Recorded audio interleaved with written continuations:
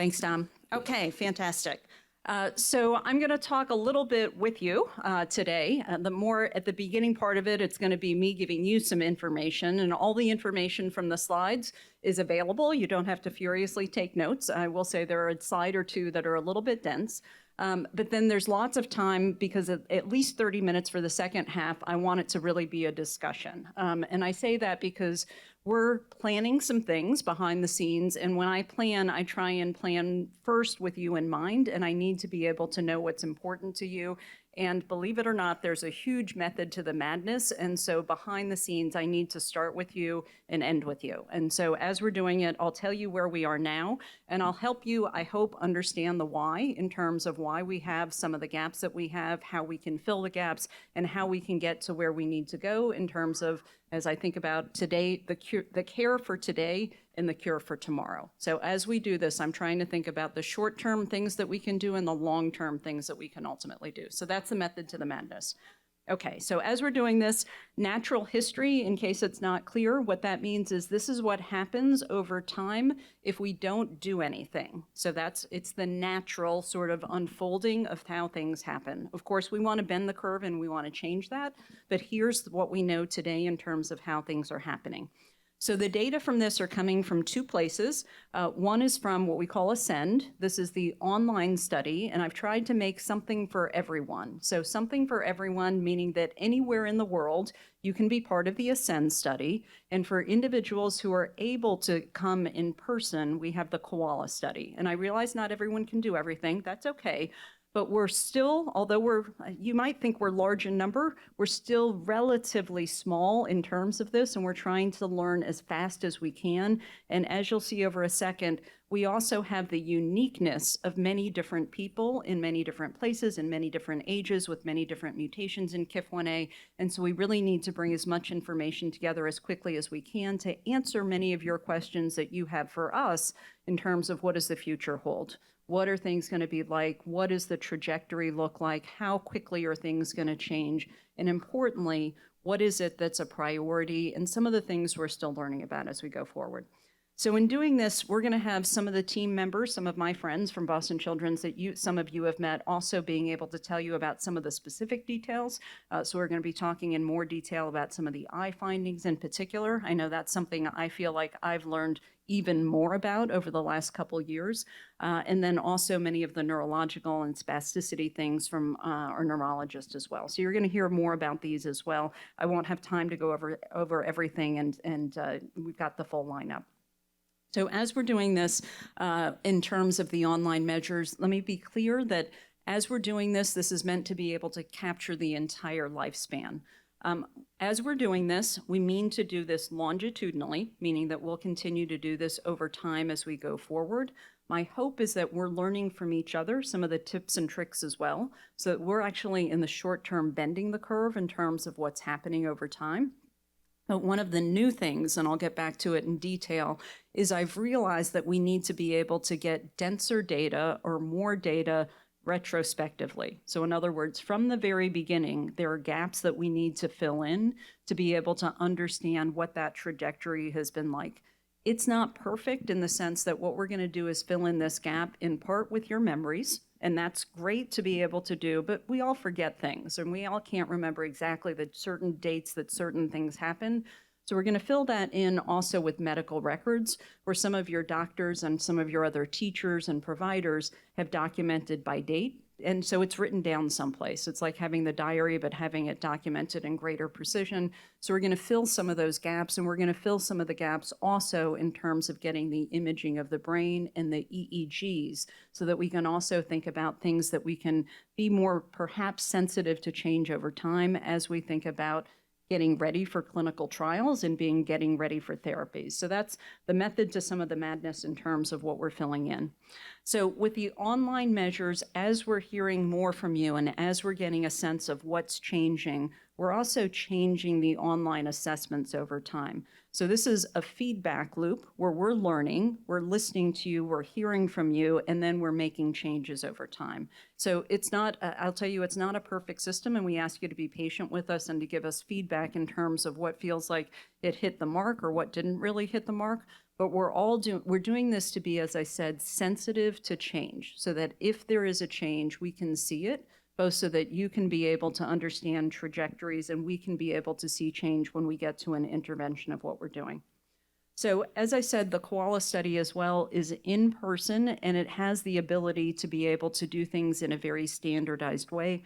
I'll also say that as we've been doing this, and I say this, I think probably more for those of you who aren't in the room, but those of you who may be online, there are lots of people around the world as well, because I know that KOALA here in Boston, everyone isn't able to go. And so we are trying to think about scalable ways of doing things with remote measures. So devices where you can be taking something and measuring them at home with the same instruments, but you can do it remotely. So some of you are helping us in terms of testing that out and seeing how well that's working. Things that we can do online by video and doing remotely, and again, doing it in a very standardized way, but where people can do it from home. And then ultimately, when we need to be able to have certain instruments like EEGs or things that I can't do simply by doing it online, actually having what I think of as nodes around the world potentially to be able to help us in terms of consistent data collection. And I have to say, it's fun being in many different time zones with many different providers around the world as we're doing this to set up this international network as we're doing it. Okay, so for the natural history study, I'm going to show you some of the data as we've been doing the assessments. And again, this is more for history, but we've been doing it in many different dimensions. And so here you saw some of this from Dylan earlier. The representation of what I'm showing you today is going to be between, depending on the slide, about 200 individuals, although we know of about 300 individuals who have registered with us for the research. I will say for those of you who may be listening around at home, if you're in the registry with KIF1A.org, that's amazing. It would be great if you're willing, and we do try and make it as easy for you as possible to also join the research portion of this. And I know it's a lot of time, and I know it's energy, and I know your days are crazy, but it is so, so important to stand up and be counted on this. We're all in this together, and the more that we can do that, the better we can advocate for the community. So we'll do whatever we can to make it easier for you to do, but important to at least stand up and be counted in this. The limitations, which again, as you've heard from Dylan, is that we do have relatively more individuals. This is an age distribution. So just so you can see the current age of the participants in the research registry, most individuals are below the age of 15 and even more below the age of 10. That's not because that's who's out there. I fully believe in terms of this is who's accessing genetic testing, this is who's getting a genetic diagnosis and therefore knows that they have KIF1A, but it's not because there aren't people out there who don't know that they have the diagnosis. I won't go through a lot of it today, but we have other, I'll call them campaigns, educational campaigns. We've put out professional guidelines in terms of genetic testing, which is the front door to be able to get this diagnosis. So we've been advocating very, very hard around the world to make genetic testing available, to make sure that it's covered. I'll get into some other things with questions I'm going to ask you, but even to think about how do we diagnose this as early as possible to be able to make sure that if we have things that are working, people can access it as soon as possible.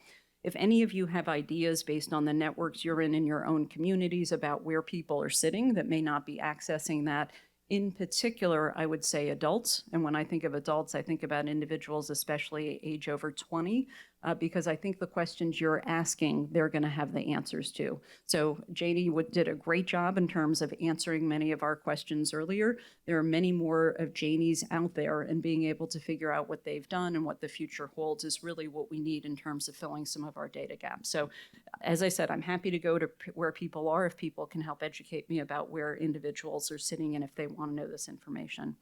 Again, it's international, so we're doing everything we can to make sure it's open to everyone. I will say there are pockets, in particular in India and China, we've been working with very, very closely to try and make sure that we're inclusive of where there are also a lot of people and where we may be able to learn as much from each other as we can.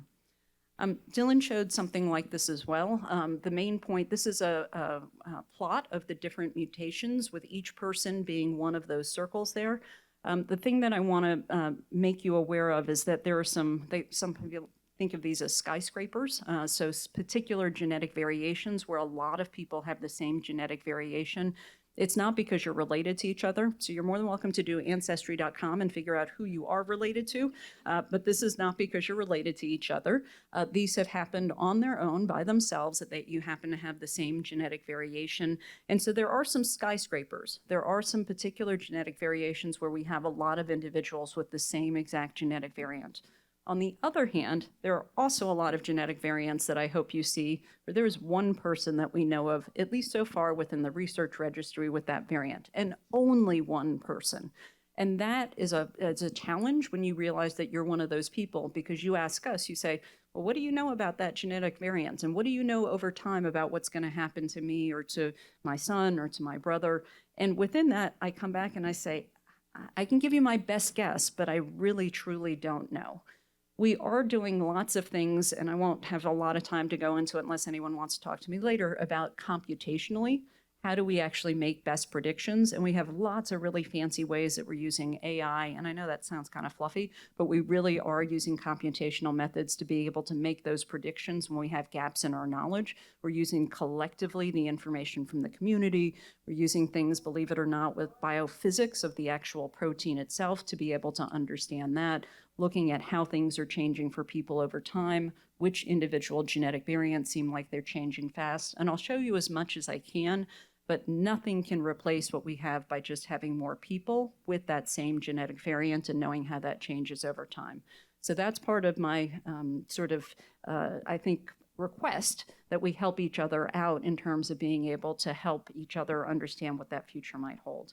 So this is the genetic variants. I will say this is in something we call the motor domain. Almost all of the individuals are in the motor domain, but for any of you, if you look at the bottom part there, and I'm sorry that my clicker doesn't let me point this out very well, we do have a few genetic variants that are outside of the motor domain that I do think probably are doing something in terms of manifestations. It's a smaller group and it may be different, but that's in particular a data gap that I think we need to fill. Okay. Let me try and explain just a very little bit so you'll understand. There are other people that are going to be talking about therapies and the strategies that we use, and I'll talk about it a little bit as well. So KIF1A is a molecular motor. It literally does walking. It physically moves along, you can think about it, for those of you who have heard me before, along train tracks, taking a cargo along very, very long nerve cells to be able to get things that need to go from one part of that nerve cell to another part of the nerve cell. It's a very important function. That protein has two strands which wrap around and come together. And those two strands are encoded by the same gene. There are two subunits that come together. If there's a problem with either of those subunits in terms of what we call an amino acid change, it tends to poison the protein. And so most individuals with KAND have a mutation or a mistake in one of the two copies of the gene, but it ends up poisoning that protein as it comes together. And from what we call stoichiometric point of view, it's about 3/4 of the protein which end up causing the problem. So there's very little, only about 1/4 of the normal KIF1A protein that's left to work if you have a mutation or if you have a mistake in one of the two copies.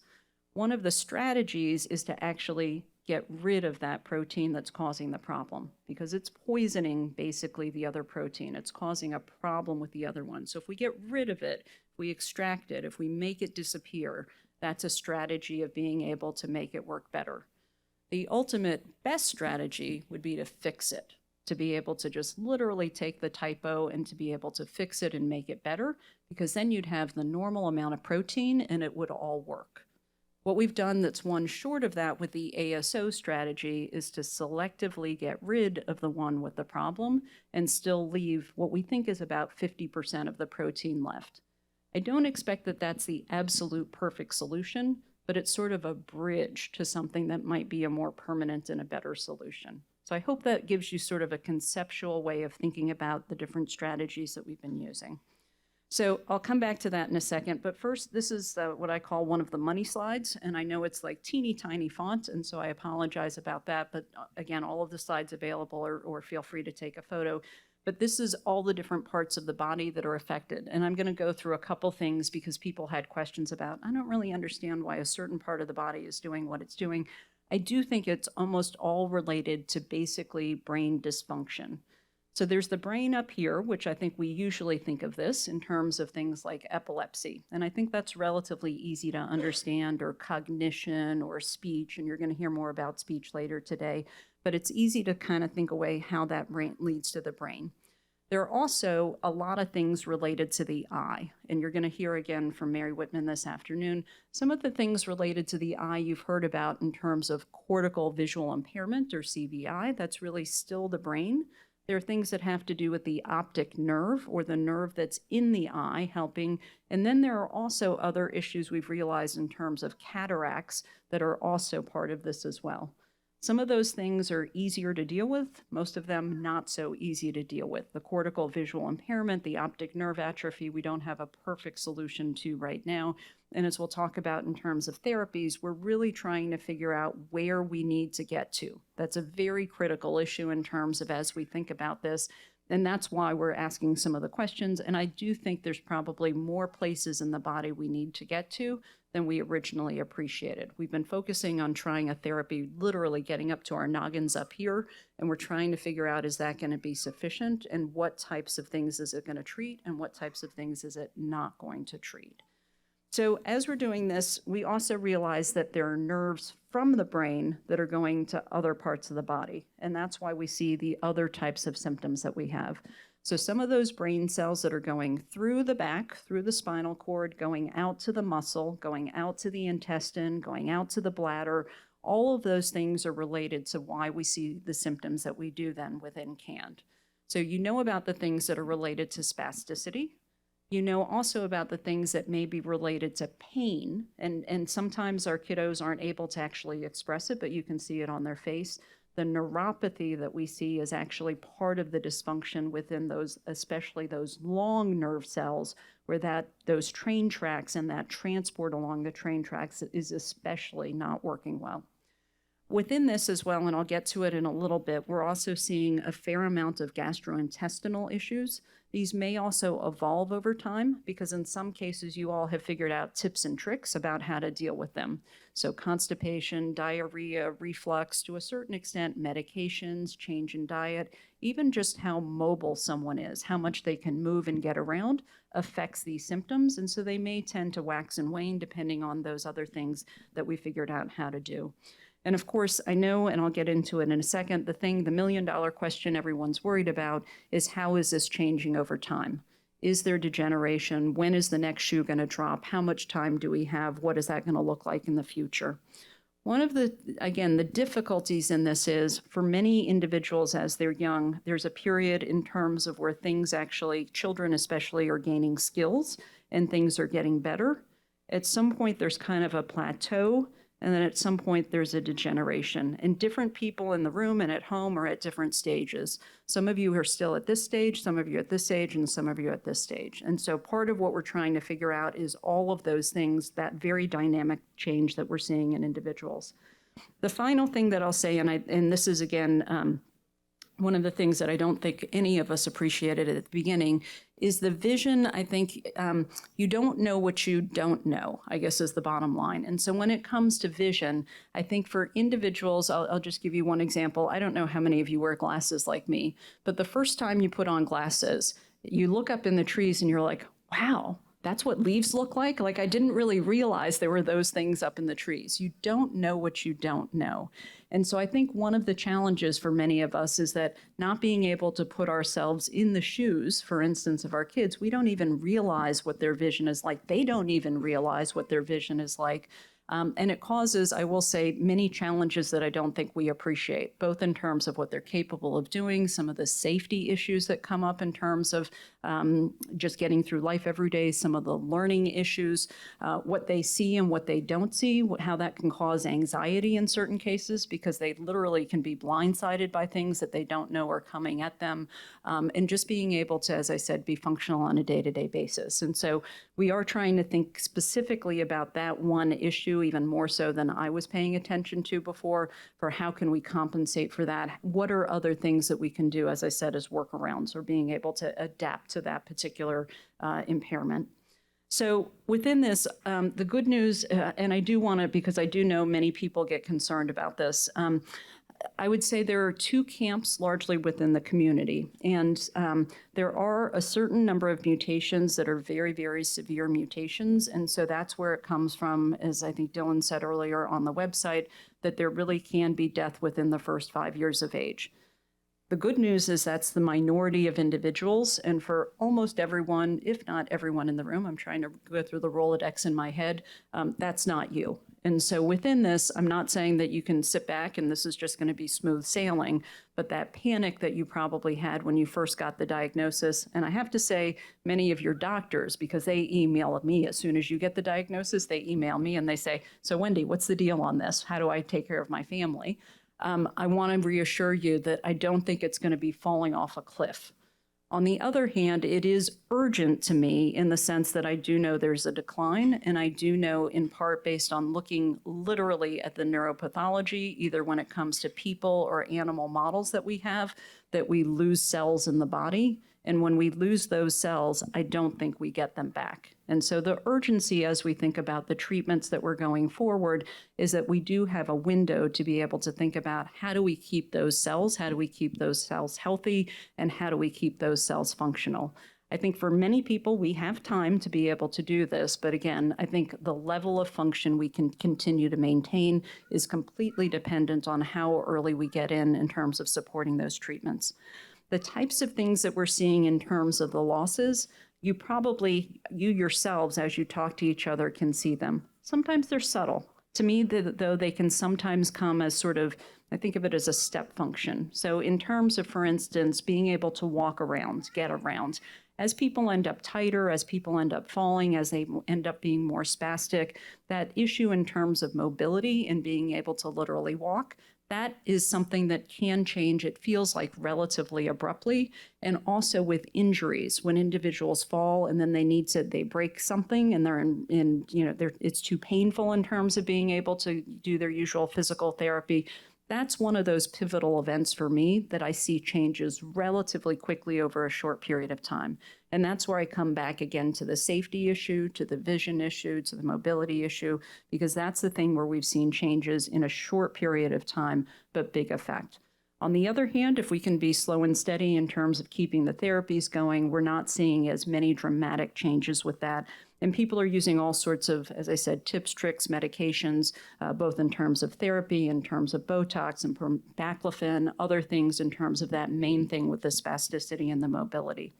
There are issues, though, that are going on that are more fine motor skills. So what I mean by that is using your hands, using your fingers. That's a really important skill, especially now where you can do a lot more simply from tablets, from phones, from other things that you can do. And so it's especially important for me to be able to maintain those skills. And for the most part, I think people are, except the vision is coming in again. So it's a question of you can use your hands, but you can't necessarily get so much resolution to see where it is you're pointing and clicking and what you're doing with your hands. Again, in terms of spoken language, sometimes you can see it. Thankfully, this is relatively slower that we're seeing, but some of that articulation in terms of speech, getting a little bit more garbled, harder to understand. I think when we're close to individuals, don't notice it so much because we know what they're trying to say. We can sort of guess it in terms of it. But again, if you're in an environment with people that don't know your person, that sometimes can be a bigger barrier. Okay, so a couple things that you all have been reporting, and I won't spend too much time, but just to say they're all connected. It might not have been so obvious, but they're all connected. So some people tell us about things that are happening where they notice that, for instance, it just seems like sometimes they are raging hot. They are just running hot, they're sweating, or just the opposite. Sometimes it feels like they're cold and clammy, or their hands are just like ice, or they're white, they're blanched. And sometimes, depending on where you live, it may be seasonal, it may be other things. That's all related ultimately to the brain. And again, those brain cells going to other parts of the body, but it's related to temperature regulation. And I think in the same sort of way, some of you that are noticing issue with sleep, even things like sleep can be regulated by some of those parts of the brain as well. So within this, multiple mechanisms in terms of thermoregulation, what we call sort of the diurnal regulation or the day-to-day sort of regulation of thinking about night and day. There are other parts of the body, again, the brain cells going to things like the intestine. So the intestine is literally the muscle contraction, or what we call peristalsis, with things going through. When those cells, when the brain cells and the nerve cells aren't tight, sometimes it can lead to reflux with things coming back up. Sometimes it can lead to stuff getting stuck where things aren't going through the intestine, so constipation. So these are related as well. I think it's also related. There are some individuals who've had some issues in terms of not just pooping, but peeing. So issues related to bladder function as well, as we see that. And there are probably even more subtle things that I won't go into today, but just to answer the question in terms of what some of you have had.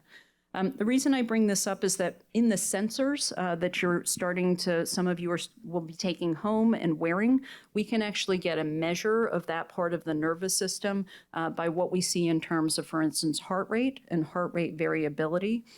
There's some of that innervation to the heart, which is showing us in terms of how your person is being, how their system is working, and getting very dense data. And so what we're trying to do are think of ways that aren't hard for you, where we can get a lot of data over a short period of time from people that are very far away. So that's part of the methods of the madness in terms of why we're using some of these sensors. The other part of the sensors that we're using are also to be able to monitor walking and ambulation. So some of the monitors that we've got on the ankles are being able to see how much people are moving and if they're moving smoothly and if they're having trouble with falling, and seeing if we can monitor that from home. So that's again, ways of being able to think how we can do this to monitor how people are doing and how that's changing over time. So as I said, this is simply the frequency of different things that we're seeing in terms of gastrointestinal symptoms. The good news for this is that in many cases, the standard medication that pediatricians and internists are using for this, standard diets, which sometimes are gluten-free diets or dairy-free diets, do seem to be working. So in a good way, I think this is relatively easier in terms of the issues. I'm just going to go quickly through this. Seizures, obviously one of the big things. I do think it's one of the things that's really important for your neurologist to work with you. The good news, as you'll see on the next slide, is that we can use many of the standard medications for seizures. So many individuals, we can get this under control, but it's important to recognize, if there are any of you that are new to the community, I hope you've had an EEG with your neurologist, even if you're not sure if they're seizures, just to make sure that they're sure by what they've done in terms of an electroencephalogram or measuring the brain waves to see that.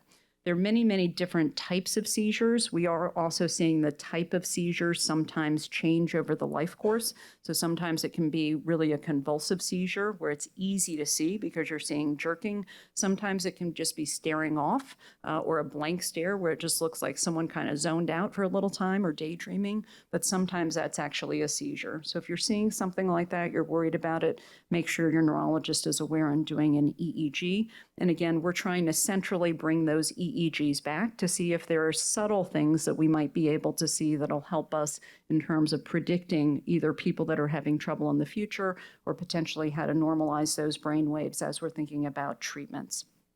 This is what I was alluding to. Keppra, which is that tall peak in the middle, is the medication that's used most frequently and seems to be effective for many, many different people. I'm not suggesting you have to use Keppra. Again, you talk to your local doctor in terms of what to use. But as opposed to people needing to use 3 or 4 types of medications like we see with some conditions, for many people, we can seem to get this under control. Okay. This is, again, probably one of the money slides in terms of what people were interested in terms of change over time. So the Vineland Adaptive Behavioral Scale is you telling us how your child is doing. So this is, I think, a very good instrument in the sense that it's in words, hopefully, that are easy for you to understand. And it's been what we call validated or useful for people literally from cradle to grave. So across the entire lifespan. So it works well for us for a community that's very large.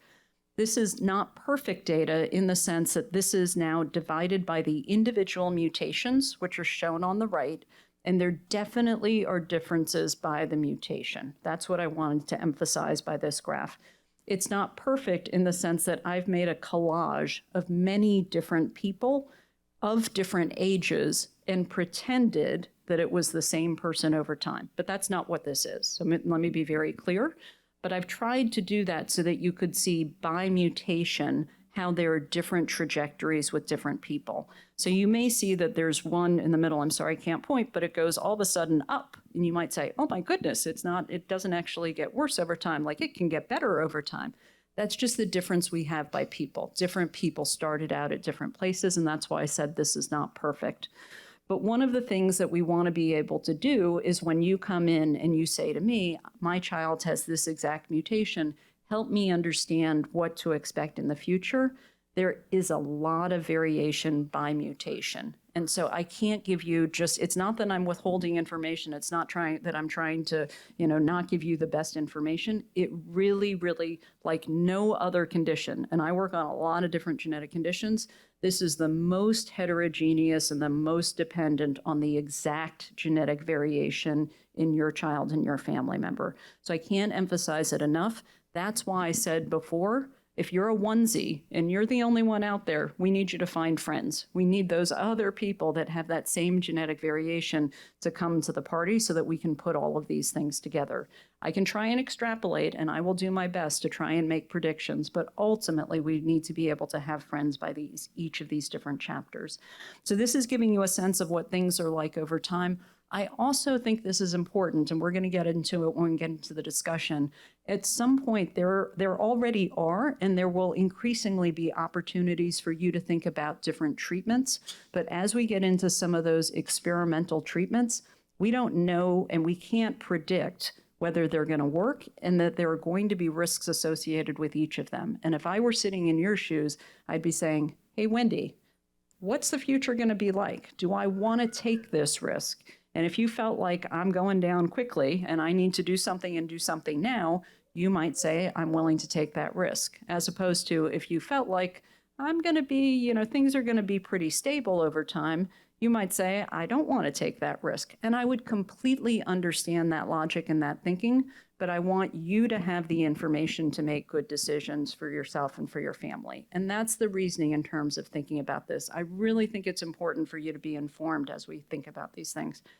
This is also true, some of you have done this with us in terms of what we call the motor scales, or being able to see movement and ability to move and walk, and in some cases be able to go upstairs. And this is simply, without going into a lot of detail, there's a lot of variation in our community. This is individually, each dot is a different person in doing this. The main thing that I want to say is there's a lot of variation in individuals. That's in part by age, but it's also in part by mutation. And so again, we're going to be looking at this over time. This is just the very beginning. We have very few data points for the same person over time. And again, in young stages, people are still gaining skills. So that's what we see in terms of younger ages. And then in older ages, we're starting to see them lose some of those skills, and sometimes abruptly if something changes. Okay. Just a couple other things, and then we'll get to what hopefully is the more interesting part, because we'll have a conversation together. Some of you have given blood either in the past or even at this meeting, and I've talked about this at our last meeting, but one use of that is to be able to understand what I call the handles. So with the genetic testing that you had to get the diagnosis of KIF1A, it does not tell us your genetic handle status or whether or not these ASOs are going to work for you. So we have been taking samples from around the world for anyone who's interested to understand the genetic handle status and be able to understand the current ASO, which is based on one of those handles. It's not the exact KIF1A deleterious genetic variant. It's something that's what we call sort of down the road from it, but a handle you can grab onto. So we've been using this as a way of being able to understand that. To my knowledge, except if you gave a sample at this family meeting, we have given back the results in terms of anyone's handle status. So if anyone still says, Wendy, I sent you a sample, I'd never heard, let us know, stop by the table here, because we know and we'll be happy to give you back that information. As soon as we get it, we try and give it back to you. Within this, just to say for any of the researchers in the room, we try and do it in the most effective, efficient, cost-effective way possible. So for the researchers, we do this in a two-step way, first genotyping at the specific position and then doing long-read sequencing. As we do this, this is incredibly expensive. And so as we've done this, we do it to try and, as I said, save resources. We're going to hear from Jen Bain a little bit later, so I'm not going to go into huge amounts of detail in terms of the ASO, There are risks with everything that we go through, and so I'm going to let her go through the details so that you can think more carefully about the risks and the benefits from doing this. We've had many discussions with you individually. I'm happy if you want to grab me in the hall in terms of doing this. I do think there are benefits and that we've seen benefits from doing the ASO, but it isn't easy. I mean, just having the needle in your back and having to be under anesthesia for doing this, it's not what I would choose if I could think of a medication in terms of being able to treat this. But again, as we talk about risks and benefits to doing this, it's something to consider. We don't have a lot of other alternatives right now as well. Okay, in terms of does the ASO, what does it seem to affect? I'd say for the main part, in a good way, it's affecting the things we're seeing within the brain, and then where the brain is affecting other things, with the exception of vision. Vision is the one thing that I don't think we're doing as well with, because there are other parts of the eye itself that we're not getting to, and where we're in terms of where we're doing the injection. And that is one of my big questions in the future is how much do we need to get to the eyes, and what are we going to do to get to the eyes? We do have technical ways of being able to do injections. I know it feels a little squirrely to think about it, but we can literally do injections into the eyeball to be able to get it where we need to do it. And so if we need to, that's the next logical thing, the place that we're thinking of as well. So people have asked us again about this, and we have the whole ophthalmology team in terms of being able to do that if we should need to do kind of the 1-2 punch in terms of in the back into in the brain as well. Within doing this, one of the other things some folks have asked about, so I put this up on the slide here. For those of you who have been involved in the KOALA visits as you've been here, I know many of you say, but I'd love to be able to talk to you and be able to get a care plan. I'd love to be able to see you guys as doctors, not just as researchers and going forward. And so I put up the phone number here. We are trying to think about how to have what I think of as a center of excellence in terms of being able to do top to bottom, whatever you need in terms of clinical care for your child, with a team that really knows KAND and really knows about it over the life course. I have the team in place. It's many of the same people that you've seen as part of the KOALA visit. Some of you have seen our facilities now in terms of where we actually provide care. So I hope that feels like a good place. But I need to hear from you whether this is useful and how frequently, whether or not you'd like to all come together, perhaps on the same day, and be able to have a little mini meeting as you're doing it. But we're ready to set this up if this is what you all as a community would like. So you'll let me know, but in the meantime, we can do one-off appointments if that's helpful. This is one of the last things I'll say before we get to it, but this is just what I was saying about the medical records. We really are doing a hard push, and I'm going to give us all a collective goal. I like Halloween. I love Halloween. So Halloween is my deadline. So if we can all, as a group, as a community, come together, and whether you have copies of your medical records, your MRIs, your EEGs to put them in, or whether you just sign a permission and we do the heavy lifting for you, I don't care, but I would really love to be able to have a data freeze by Halloween. That way, as we do this, we can really push it forward in terms of the other things we need to do downstream from that, and I've got that in my head. So that's my one request from you guys as we go forward. And for anyone, especially those online, who isn't part of the ASCEND study, this is the QR code. And for many of you, I know you've been asking, I think I did something, but I'm not sure. What I'd say is email the ASCEND email, and we will help you get back on track in terms of anything that you might be missing. Okay, so now, with all of that, here we go. This is time for everyone to take out their phones and do Slido. So, and I hope those online are doing this at home as well. Because this is, and you heard this a little bit earlier today, as we're planning these things out, and when I say planning these things out, I mean clinical trials and treatments. There are a couple things, and we're trying to figure out what treatment modality we would use, where we would actually apply the treatment, knowing that where we would put it in someone's body might affect different things. So I talked to you a little bit about the eyes. That's one of the keys. And then as we think about what we would actually like the treatment to do, we need to hear from you. What are those improvements that you'd like to see? And for those AV guys that are figuring out the Slido, I'll let you figure out when it is we take the pause, and then we're actually going to show this up on the screen when we get the answers in. Okay, excellent. They're coming up already. And we're going to capture this afterwards so that anyone, even if your response goes down below the screen, we're still going to capture it later so that everyone's voice is heard as we're going forward.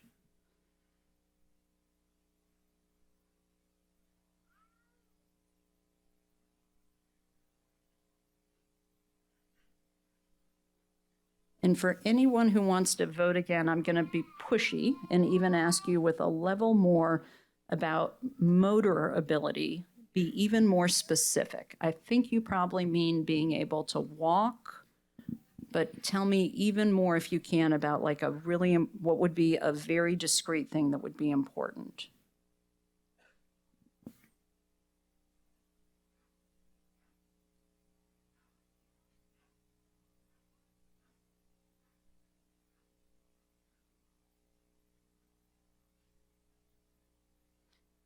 Okay, so I'll see what I'm seeing as they're coming through. I'll put this into maybe 4 or 5 different major buckets.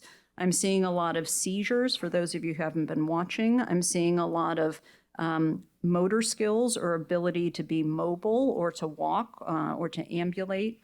I'm seeing vision as an important portion of this, and I'm seeing things related to speech, cognition, but overall sort of brain function. And then I'm seeing a little bit in terms of ataxia and tremors. For anyone else who's been watching, a little bit of gastrointestinal issues, but I'd say the common things were maybe those first 5 that I saw. Bladder accidents, independence in general. Okay. Autism, okay, maybe some behavioral things. And slowing down in general, slowing things down, slowing down any degeneration. Okay, all of that's fabulous. So the other things that we might come back to you with, just to give you a hint of things to come, all of these general buckets are incredibly helpful because what this tells me is we've basically been on the right track. The good news is that I don't think, and that's largely because, just by the way, you have an amazing leadership team. And your leadership team we meet with monthly and they keep us on track. So I think they've done a great job of being able to communicate the community needs for this. So I don't feel like we've sort of strayed off in terms of what we're doing. We will get at some point to even very discreetly, one discrete thing that might be a meaningful difference to be able to know. And it might, and here's one of the things I want to coach you on, something that you might be a big difference to you. Other people might say, that's such a small thing. Why would we care? But for you, that small thing could be a big thing. And I don't want that to be overlooked in terms of that. So again, I'll just plant that thought that at some point in the future, we may be asking for very discrete, sort of what would be a minimal, viable, but important thing in terms of what would be meaningful to you. So more to come as we go through that. Okay, next thing. Did you lose a question?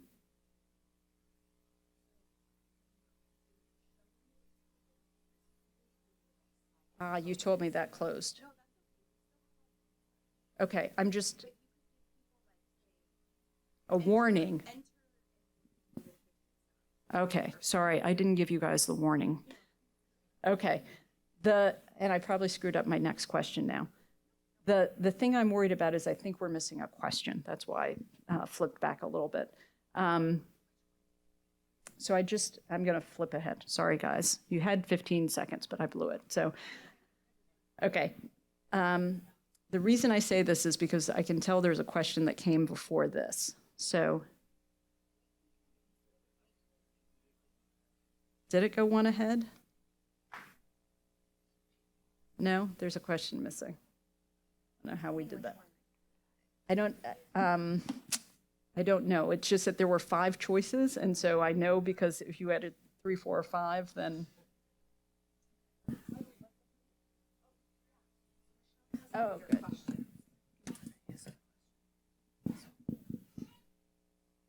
Okay, so can I read that out? Did it start up there? You got it? Oh, okay. Okay, so I can't see it, but you guys can see it. So answer the next question, if you will.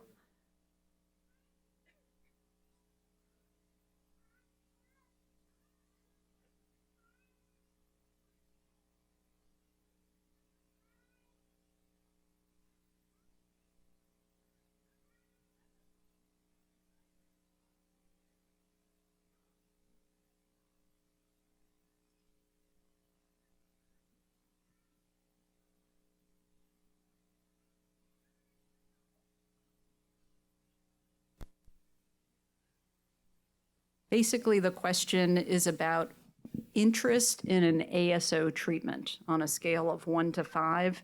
And my recollection is 1 is you're very interested, with 5 you're not interested at all, and numbers that go between that. Ooh, excellent. Okay, so I'll read out the question for those of you who may not be on Slido. If there were an ASO that genetically were appropriate for you or your child on a scale of 1 to 5, how willing would you be to try the ASO if there were a few sites involved in the study and if the costs were charged to insurance? So what I meant by that is that if the logistics were feasible, that is, that it weren't too difficult to get to a site and if it weren't overly expensive, so that those aren't big barriers to doing this, just would you be interested in the ASO as a treatment is the question. So within this, we'll give a 15-second countdown, if that sounds reasonable.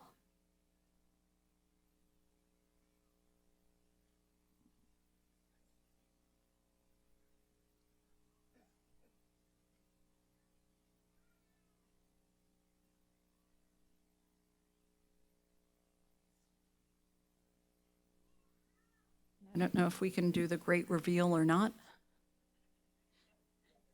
Oh, there it is. Okay. No? Okay, it's up.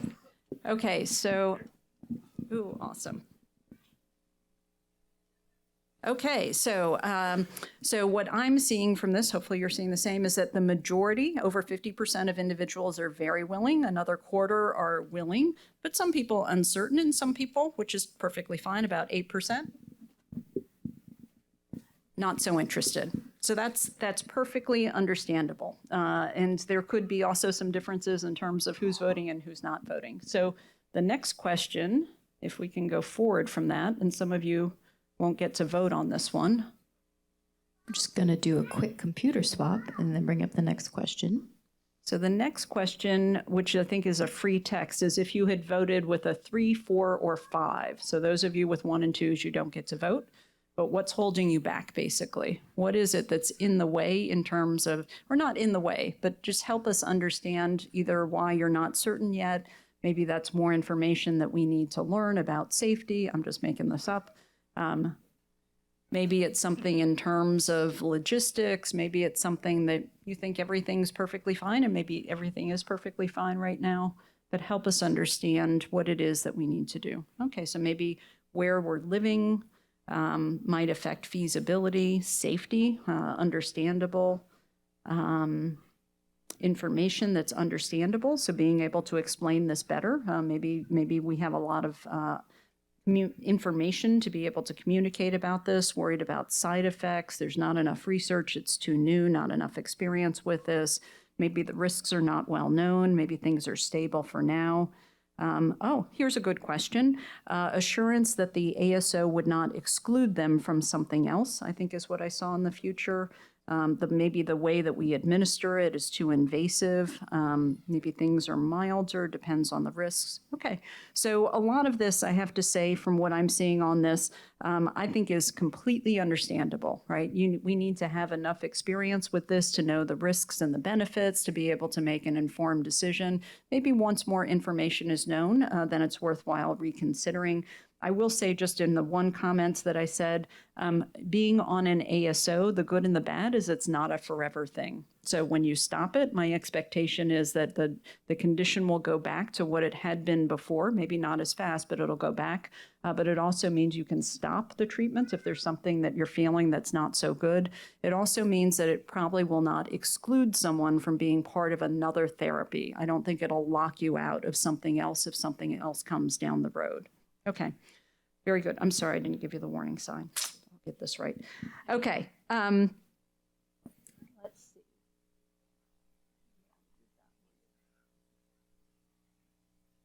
Okay, up. Can we go back? Okay, up. Okay, I'm not sure which question we're on, but anyway, we'll do this one, but I don't want to forget the other one. Okay, so this is now not an ASO, right? So this is just pretend it's some other genetic therapy where we would have to do the administration to the brain, though. And it had not been tried for KIF1A. And so within this is the brave first person going in. So this is something where we don't have experience yet. as you're going to be hearing with the ASO, we have some experience. It's small, but with 2 people, this would be some new treatment. And as we're thinking about this, so you understand the method to my madness, we sometimes have had treatments with other brain conditions. So we have another condition, for instance, called AADC deficiency, where we have a genetic therapy for the brain. It's now FDA approved. We have experience doing that. We build upon that experience with other conditions to apply to KIF1A, but we might not have experience with KIF1A or this other condition. And as we're doing this, it might offer something that might be different. Of course, the hope is always to build and to get better, something even better than the ASO. But it's unknown. It's a lot of uncertainty is the point. And I can tell you uncertainty on your side, uncertainty on our side too. And that's a hard thing. So we're trying to think through that if we get into that space. So we're going to give a 15-second countdown, hopefully. And I'm not surprised at all by what I'm seeing, right? So within this, I think everyone's going to be thinking, at least this is what I hear from you, boy, it's hard when you're the first one, the very first one, right? And so within that, there's collectively some brave soul for our community that's brave in terms of being able to be the first pioneer to go through. What I find interesting, though, is there are some of you who are willing. So there are some of you who are willing to be the brave souls.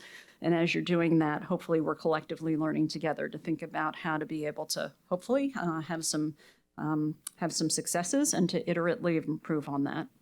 Okay, so I put this out there because you can see from each other now where the community stands. So as we're seeing this, we know that this is something we've got work to do. Okay, this is going to be the last of the questions.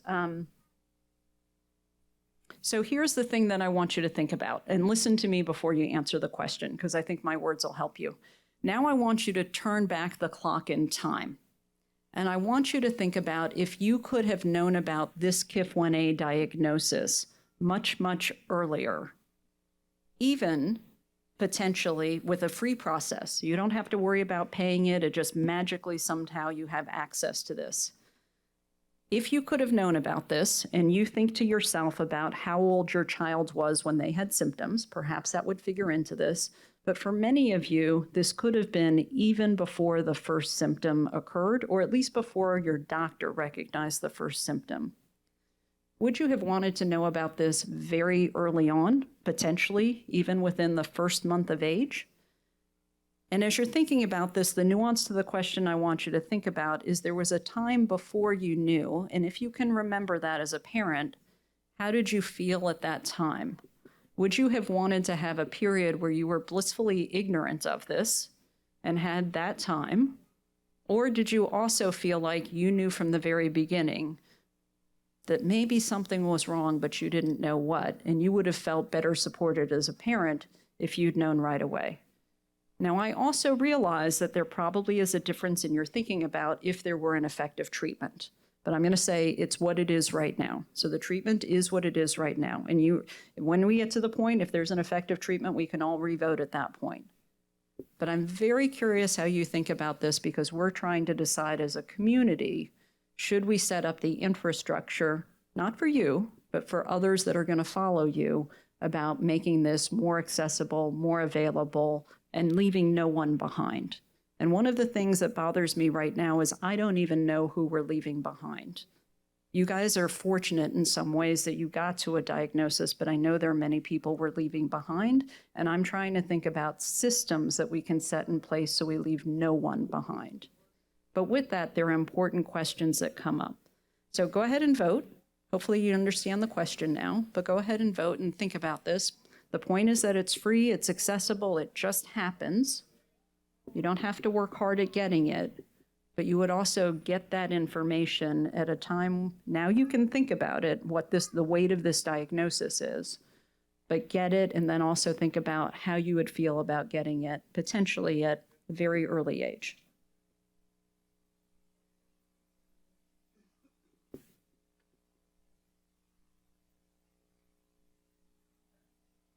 So we'll give folks just another 15 minutes to vote.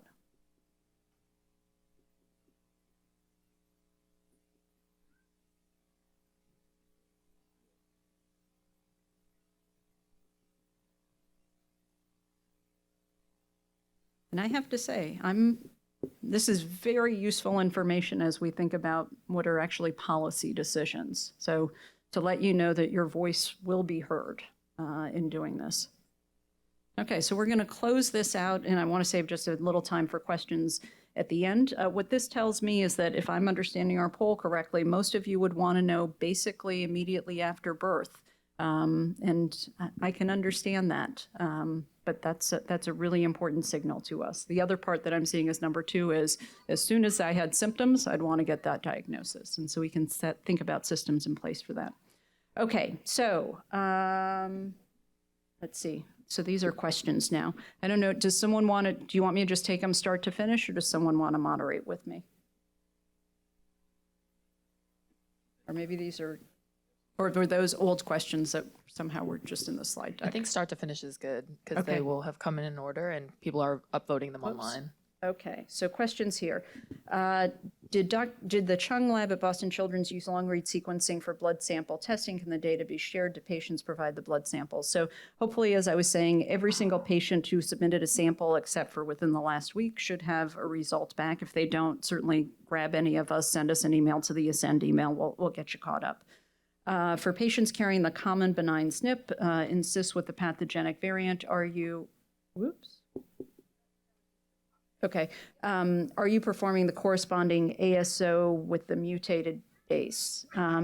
What I'd say is we've let everyone know if they can potentially use the ASO that's available and what the options are in terms of if they want to sign up to be able to do that with NLORM. So I think we've answered that question, but if anyone has a particular situation, let me know. But everyone should know their status in terms of if they could use that. Will there be a panel of ASOs developed to cover most of our population? I will say we've been thinking very critically about that, how you would logically cover the most individuals with the smallest number of ASOs and how to develop that. I will say it's a important question, and maybe we should have that discussion later in terms of what it would take to do that. But I agree that there is a logical way to do this. Will adult patients be allowed to be seen in the future at Boston Children's Center of Excellence? The answer is yes. So this is the wondrous thing about me being the chair of the Department of Pediatrics.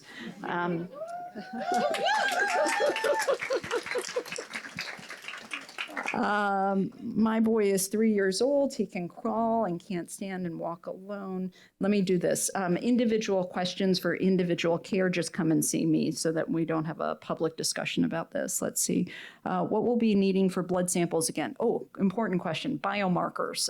So in addition to the long read sequencing, another thing that we're trying to detect in the blood are basically evidence of degeneration of the neurons. So we're trying to see essentially fragments of dead nerve cells in the blood so that we can see that we're actually losing nerve cells and get a sense of how much we're losing. And that's a blood-based way of reading out what process is going on, how fast is it happening. But that's what that's the reason we're doing this over time. And for those of you who had some of your other children as controls participate, thank you, because those age match controls for us are being able to see what it looks like, hopefully without KIF1A, and we need to know what that looks like in kids. So thank you for siblings who contributed as well. Let's see, what do I have time? Are we okay? We could do a couple more questions. Okay. Oh, here's a good one. As we read about CRISPR and genetic cures, what can parents expect to access early trials and therapies? Stay tuned. I will say that we have people in this room that are working really, really hard, well beyond ASOs in ways that I don't want to get people's hopes up because there still is an important long way to go, but ways that we can get genetic therapies to the brain. I'm happy to have a longer discussion. The baby that was treated at CHOP was treated for a liver condition, which is actually a much easier way to be able to get the therapy to the liver. Getting the therapy to the brain and to enough, if not all the brain cells, is a non-trivial thing to do. We're working towards it. There's been some progress that's been made, even published within the last week. So I actually am hopeful that we're going to get there. Exactly what that time frame is, I don't know, but we have people literally working day and night in terms of being able to do this, working with some of the cells that you all have provided. So again, for those of you that provided skin biopsies, thank you, thank you, thank you. That's what this is about, is being able to do this. For those of you who have provided blood samples, it's being able to have cells in a dish to first see if it works in a dish. The next phase after that is to do in a mouse model where we have a full brain to be able to treat and see if we can do it. And the final stage after that is a person.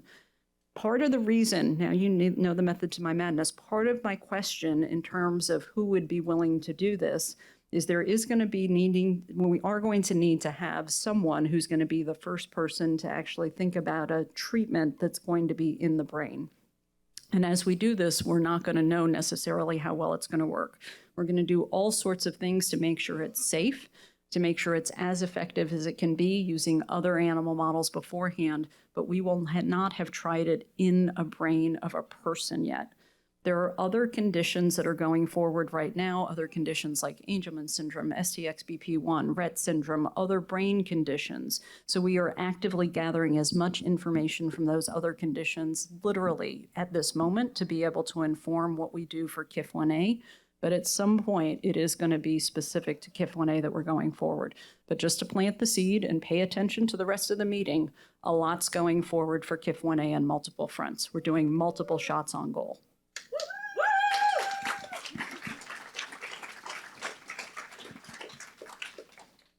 Okay, I think our time is up. Thank you, everyone.